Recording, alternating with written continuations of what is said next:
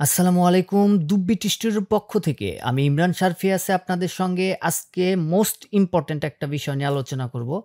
যেটা হচ্ছে mouth D click. এই যে আমরা কথা বলতেছি, আমি এখন প্রেজেন্ট নাও আপনার সাথে কথা বলতেছি। আমার ঠোঁট একটা ঠোঁট আরেকটা ঠোঁটের সাথে বাড়ি খাইতেছে। তারপরে হচ্ছে আমার জিহ্বা বাড়ি খাইতেছে।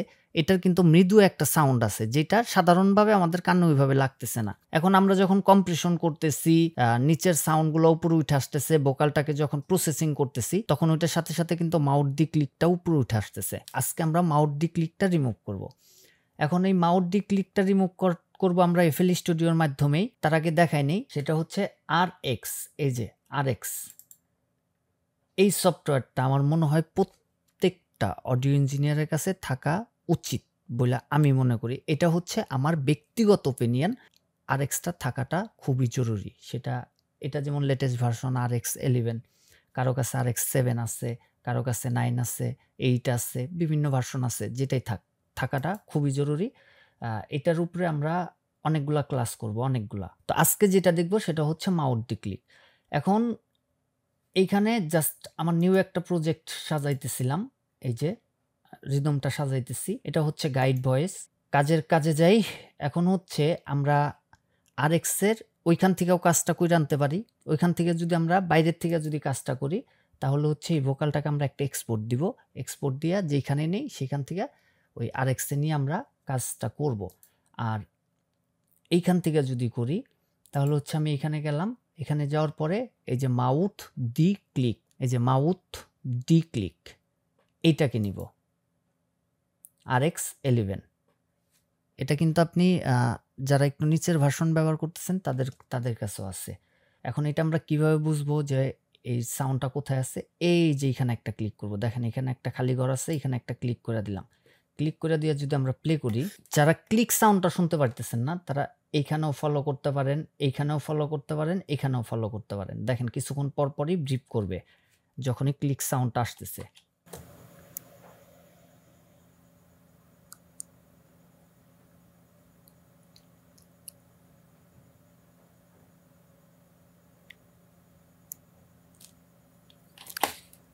এখন আমরা কোনো সেটিংসের কোনো কিছুতে হাত দেই নাই, কোনো প্রিসেট ব্যবহার করি নাই। একদম নরমাল, কিন্তু একদম নরমাল অবস্থাতে তাতে আমাদের বেশ কিছু ক্লিক সাউন্ড ধরছে। এখন এইটা কি? এটা হচ্ছে সেনসিটিভিটি। তো সেনসিটিভিটি যখন আমি অনেক বেশি বাড়াবো তখন কিন্তু উল্টা রিঅ্যাকশন করবে, খারাপ হবে। আমি এখানে সামান্য একটু বাড়াবো। এখানে আছে কত? 4.0। আচ্ছা, আমি 4.1 এ রাখলাম। সরি, 8 এ রাখলাম।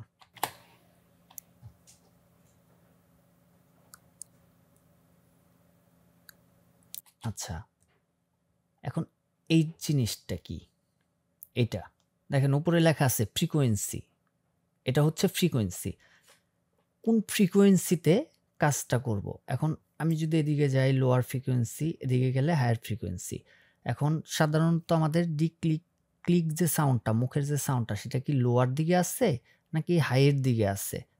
লো পার্টে আছে নাকি হাই পার্টে আছে? সেটা আমাদেরকে বুঝা ওইভাবে সেট করা লাগবে। এখন আমরা ইচ্ছা করলে একটু পিছনেও যাইতে পারি। দেখি এখানে কি পাওয়া যায়।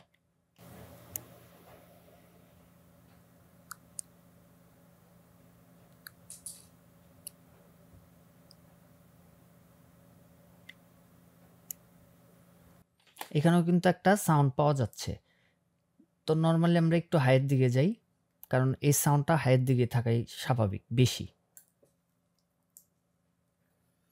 4.2, আচ্ছা রাখলাম 7।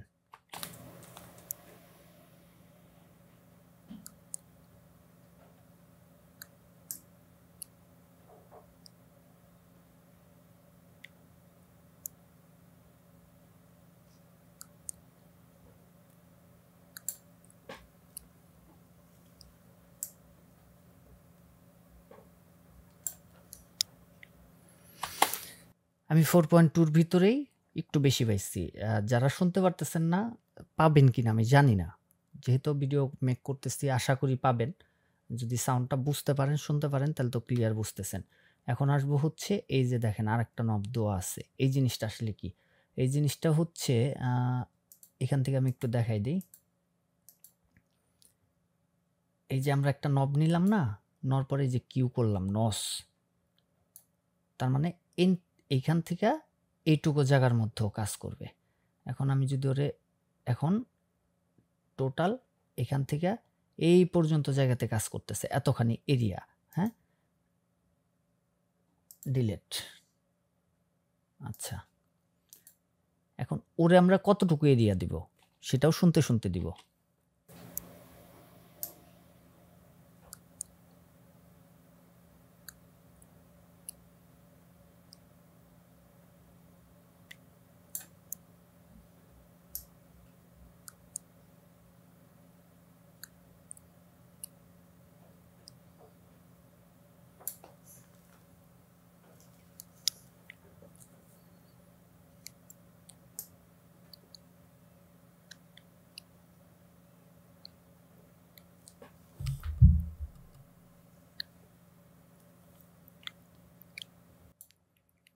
এরিয়া বাড়ানোর পরে সেন্সিটিভিটিটাও আমি একটু বাড়াইছি, পাশে একটু বাড়াইছি। আমার কাছে মনে হয় ডি ক্লিকটা আমি আর একটু বেশি করে ক্যাপচার করতে পারছি।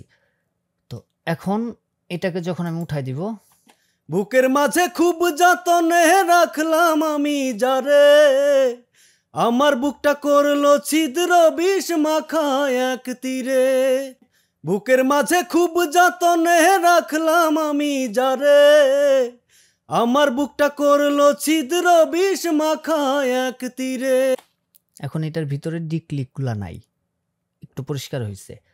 আশা করি বিষয়টা আজকের ক্লাসটা এই পর্যন্ত। আশা করি বিষয়টা ক্লিয়ার বুঝতে পারছেন। সুস্থ থাকবেন, সুন্দর থাকবেন। ততক্ষণের জন্য আল্লাহ হাফেজ।